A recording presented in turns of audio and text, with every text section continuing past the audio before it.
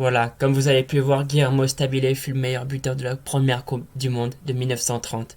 Il ne vola absolument pas son surnom de El Filtrador. Il est né le 17 janvier 1905 et est mort le 26 décembre 1966. Je vais vous présenter tout d'abord sa carrière en tant que joueur, puis ensuite je vous évoquerai sa carrière en tant qu'entraîneur. Enfin, j'expliquerai un peu mieux la Coupe du Monde de 1930. Alors tout d'abord, la carrière en tant que joueur. Il joua tout d'abord à Hurricane. Il y a joué 119 matchs pour 102 buts de 1923 à 1930 et il gagna deux championnats, deux fois le championnat, celle de 1925 et celui de 1928 avec Hurricane. Et il gagna également la Copa Ibargorein en 1925. Également, bien évidemment, avec la sélection argentine. Il la porta jusqu'à la finale. Malheureusement, ils ont perdu en 1930 face à l'Uruguay lors de la Coupe du Monde. Il marqua tout de même 8 buts pour 4 matchs et il est devenu le premier meilleur buteur d'une Coupe du Monde. Grâce à cette magnifique Coupe du Monde, il est transféré en Europe, au Genoa, en Italie. Il marqua 15 buts pour 41 matchs de 1930 à 1934. Il fut transféré ensuite au Napoli, où il marqua 3 buts pour 20 matchs de 1934 à 1935. Enfin, il retourna rapidement au Genoa pour marquer un but en un match entre 1935.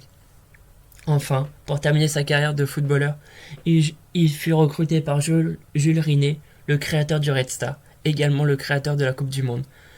Et il joua 19 matchs pour 2 buts, de 1935 à 1939. Et il gagna tout de même le championnat de Division 2 en 1939. Également, sa carrière d'entraîneur fut très importante. À la fin de sa carrière, il fut également entraîneur et joueur simultanément au Genoa et au Red Star 2.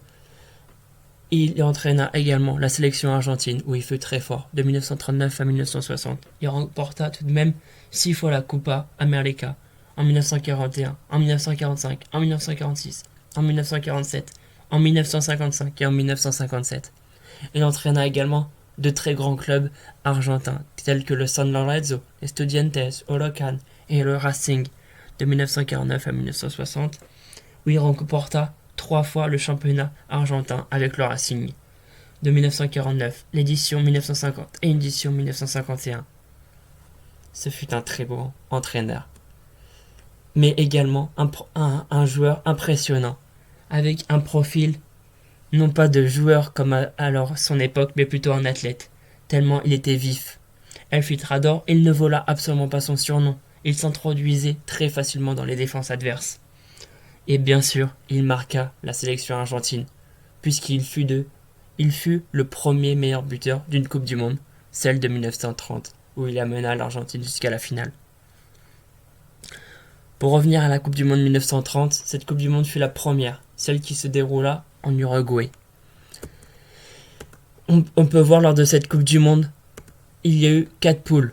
4 poules de 3 ou de 4 équipes. Il y a eu 13 équipes qui ont participé, des équipes d'Europe ou des équipes d'Amérique du Nord, du Sud et centrale.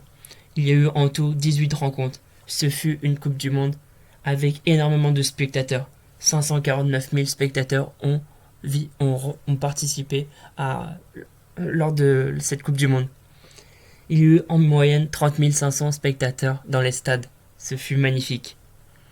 Bien sûr, les Uruguayens ont été énormément supportés lors de cette Coupe du Monde.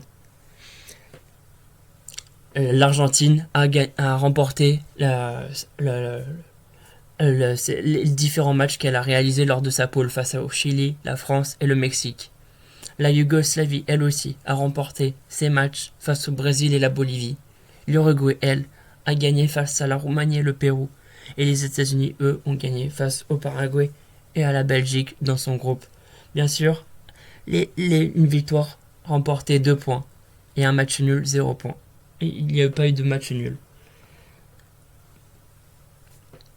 Maintenant, après la phase de poule, on est arrivé à la phase finale. La phase finale a été l'Argentine face aux États-Unis, la première.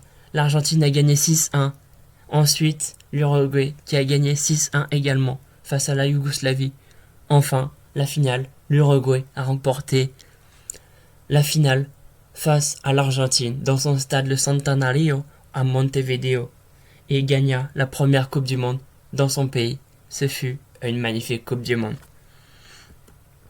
On peut voir que les États-Unis ont été placés 3e malgré que la finale pour la 3e place n'a pas été jouée.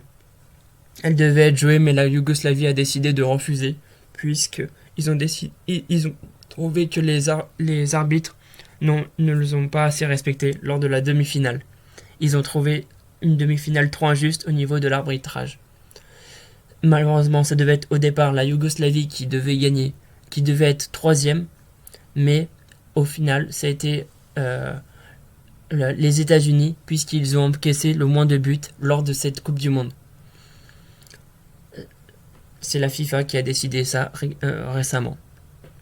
Je vais vous montrer un des magnifiques buts que Stabile a marqué lors de la Coupe du Monde, le deuxième, malgré qu'ils ont perdu la finale.